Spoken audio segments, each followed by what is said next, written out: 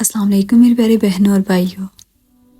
حضرت یوسف علیہ السلام کے قصے کو قرآن پاک میں احسن القصص یعنی سب سے بہترین قصہ کہا گیا ہے، مگر حضرت یوسف علیہ السلام کی قبر مبارک اس وقت کہاں موجود ہے، اس بارے میں قرآن مجید اور اسلامی تاریخی کتابیں خاموش نظر آتی ہیں، جبکہ عہد نامہ قدیم کی کتاب یسوع اور یہودیوں کی ایک مقدس کتاب جینیسس ربہ میں اس واقعے کی عجیب و غریب تفصیلات موجود ہیں۔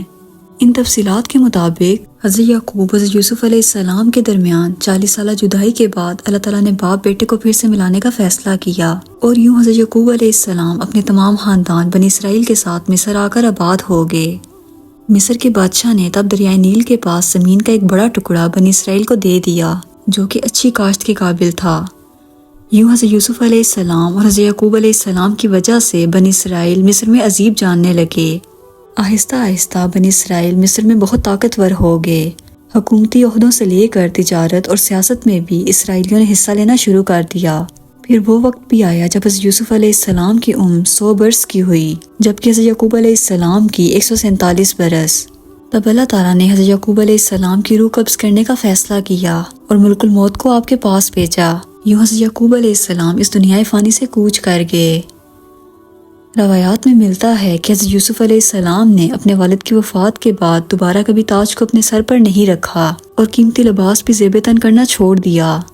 آپ اس قدر بے چین رہنے لگے کہ راتوں کو اٹھ کر دریائے نیل کے کنارے جا کر اپنے والد کو یاد کر کے گریہ وزاری کرتے اور جبرائیل علیہ السلام آپ کو حوصلہ دیا کرتے، یہاں تک کہ 20 سال کا عرصہ گزر گیا، اور ایک رات آپ نے خواب میں اپنے والد حضرت یعقوب علیہ السلام اور دادا اسحاق علیہ السلام کو یہ کہتے دیکھا کہ اے یوسف، اب ہمارے ملنے کا وقت قریب آ چکا ہے، 3 دنوں کے اندر ہماری ملاقات ہوگی۔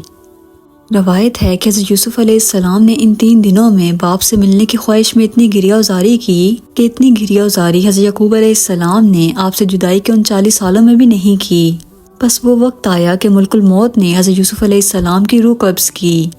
بنی اسرائیل میں وویلا مچ گیا، مصریوں نے جنازے کو دیکھا تو شور مچ گیا۔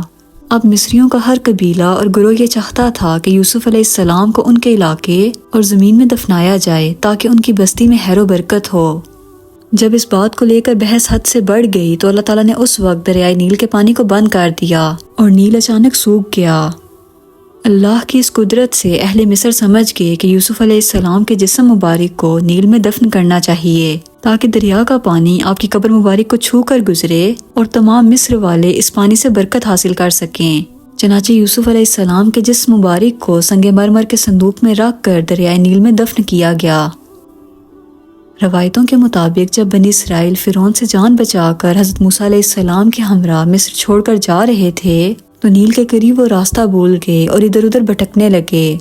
تب بنی اسرائیل کے کچھ بزرگوں نے کہا کہ یوسف علیہ السلام نے اپنی وفات سے پہلے یہ وصیت کی تھی کہ اگر تم لوگ کبھی مصر سے نکلو تو میرے تابوت کو بھی اپنے ساتھ لے جانا، لہٰذا جب تک ہم ان کی لاش مبارک کو اپنے ساتھ نہ لے جائیں گے راستہ نہیں ملنے والا۔ تب موسیٰ علیہ السلام نے آپ کی قبر مبارک کو ڈھونڈا اور تابوت نکال کر ساتھ رکھ لیا۔ پھر جب آپ نے آگے کا راستہ طے کیا تو آپ کو صحیح راستہ مل گیا اور آپ بنی اسرائیل کے ساتھ ارض مقدس تک پہنچ گئے۔ موسیٰ علیہ السلام نے فلسطین پہنچ کر اس تابوت کو لوگوں سے چھپا کر کسی خفیہ مقام پر دفن کر دیا۔ آپ نے ایسا کیوں کیا اس بات کا علم صرف اللہ ہی کو ہے۔ دوستو، آج فلسطین کے مغربی کنارے پر ایک شہر آباد ہے جس کا نام نابلس ہے۔ یہاں واقع ایبل پہاڑی کے قریب ایک مقام ایسا ہے جس پر 50 سالوں سے اسرائیلی یہودیوں کا قبضہ ہے۔ ان کے مطابق یہ ایک مقدس جگہ ہے جسے وہ مقام یوسف کہتے ہیں، جہاں ان کے مطابق حضرت یوسف علیہ السلام دفن ہیں۔ مسلم محققین اور سیاح ابن بطوطہ کے مطابق ہبرون اور نابلس ہی وہ مقام ہے جہاں یوسف علیہ السلام کا مزار موجود ہے۔ واللہ عالم۔ دوستوں، مجھے امید ہے آج کی ویڈیو آپ کو کافی انفارمیٹیو لگی ہوگی۔ اگر آپ کو ویڈیو پسند آئی ہو تو اسے اپنے دوستوں کے ساتھ ضرور شیئر کیجیے گا اور میرے چینل کو سبسکرائب کیجیے گا۔ ملتے ہیں اگلی ویڈیو میں۔ اللہ حافظ۔